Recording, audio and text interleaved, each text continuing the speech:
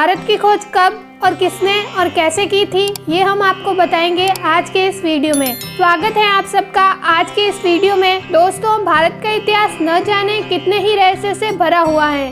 भारत एक प्राचीन देश है जो अपने बीते सालों में हमेशा से हर मामलों में परिपूर्ण रहा है। न केवल धन और वैभव से बल्कि प्रकृति से भी हमेशा से परिपूर्ण रहा है और शायद इसी कारण भारत पर लोगों की बुरी नजर भी रहती है।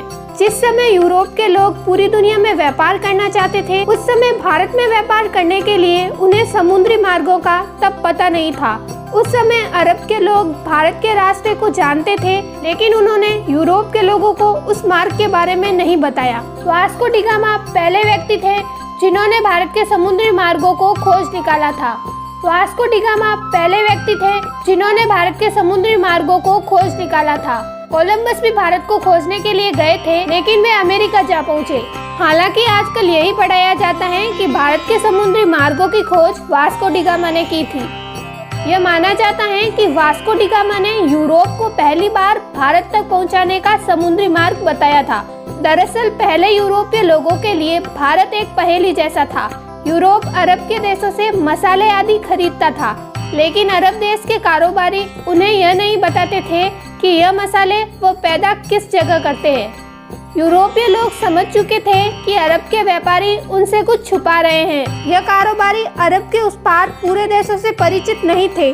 जहाँ तक सवाल था भारत का, तो उसके एक और हिमालय की श्रृंखलाएं थी जिसे पार करना उस दौर में संभव नहीं था, और दूसरी ओर भारत तीनों ओर से समुद्र से घिरा हुआ था। ऐसे में यूरोप वासियों के लिए भारत तक पहुंचने के लिए तीन रास्ते थे। पहला, रसिया को पार करके चीन होते हुए ब्रह्मा में पहुंचकर भारत में आ जाना, जो कि अनुमान से ही कहीं ज्यादा लंबा और जोखिम भरा था।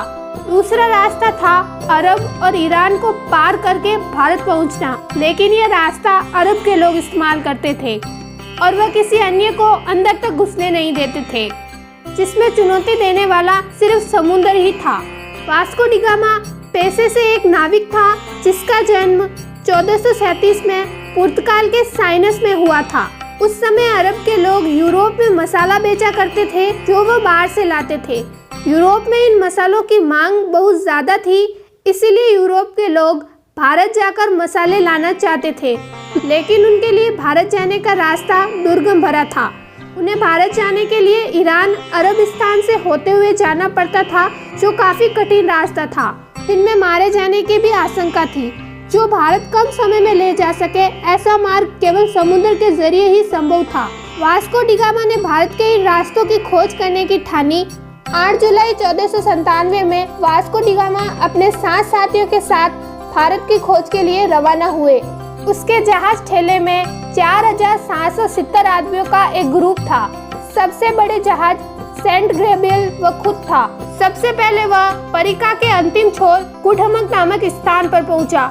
उसके बाद वह प्रिया के एक राज्य मौसम में पहुंचा, जहां के राजा ने उसकी मदद की और उसे एक अरब नाविक दिया जो कि भारत का रास्ता जानता था। वास्को डी गामा भारत कब आया? वास्को डी गामा अफ्रीका महाद्वीप का चक्कर लगाकर भारत के कालीकट बंदरगाह केरल पर पहुंचा। 30 मई 1498 की तारीख थी जब वास्को डी गामा भारत के कालीकट बंदरगाह पर पहुंचा था। भारत की खोज का यह सफर करीब 10 महीने का था। भारत आकर वास्को डी गामा ने स्थानीय राज्य के राजा से व्यापार का समझौता किया, उनसे कई प्रकार के मसाले खरीदे। भारत से पुर्तगाल आने के दौरान समुद्री तूफान के कारण वास्को डी गामा की जहाज को बहुत नुकसान पहुंचा और उसके संगठन के कई लोग मारे गए। उसके लौटने पर उसका भव्य स्वागत किया गया। अगली बार भारत आने पर उसने कालीकट के राज्य पर आक्रमण कर दिया और कत्लेआम और लूटपाट करना शुरू कर दिया। वास्को डी गामा ने यूरोप के लुटेरे शासकों के लिए और व्यापारियों के लिए एक रास्ता बना दिया। इसके बाद भारत पर कब्जा जमाने के लिए यूरोप के कई व्यापारियों ने कोशिश की और समय समय पर भारत आते थे और उन्होंने भारत के केरल राज्यों के लोगों के धर्म बदलने में महत्वपूर्ण भूमिका निभाई। पुर्तगालियों की वजह से केरल में कई लोगों ने अपना धर्म परिवर्तन किया। पुर्तगालियों ने 1615 में इस क्षेत्र पर अधिकार कर लिया। 1698 ईस्वी में यह फारसी बस्ती रामसर और ब्रिटेन के बीच युद्ध के कारण इस क्षेत्र की दास्ता ही बदल गई। 1503 में वास्को डी गामा पुर्तगाल लौट गया। कुछ साल वहां रहने के बाद वास्को डी गामा भारत फिर से आया। 14 मई 1520 को वास्को डी गामा की मृत्यु हो गई। मृत्यु के बाद वास्को डी गामा की एक स्मारक बनाई गई उसी जगह पर जहां से उन्होंने भारत की यात्रा शुरू की थी। दरअसल 1492 में नावे राजकुमार हिंद के नीति का अनुसरण करते हुए किंग जॉन पुर्तगाली के एक बेड़े को भारत भेजने की योजना बनाई गई ताकि एशिया के लिए समुद्री मार्ग को बनाया जा सके। उस समय भारत और अन्य पूर्वी देशों के साथ व्यापार एकाधिकार था। एस्ट्राबो डी गामा को अभियान के नेतृत्व के लिए चुना गया, लेकिन उनकी मृत्यु के बाद वास्को डी गामा ने उनका स्थान ले लिया। दोस्तों, यह कहना कि भारत की खोज कब हुई थी, यह महज एक बेतुका सा सवाल है। भारत किसी की खोज का मोहताज नहीं था।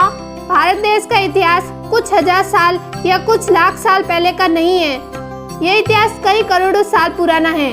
वैसे आप लोगों को क्या लगता है, क्या भारत की खोज का श्रेय एक व्यक्ति को देना चाहिए? अपने विचार कमेंट सेक्शन में जरूर बताइएगा। अगर वीडियो अच्छी लगी हो तो लाइक शेयर जरूर करें और ऐसी और जानकारी के लिए हमारे चैनल इंडियन हिस्ट्री को सब्सक्राइब जरूर कर दें।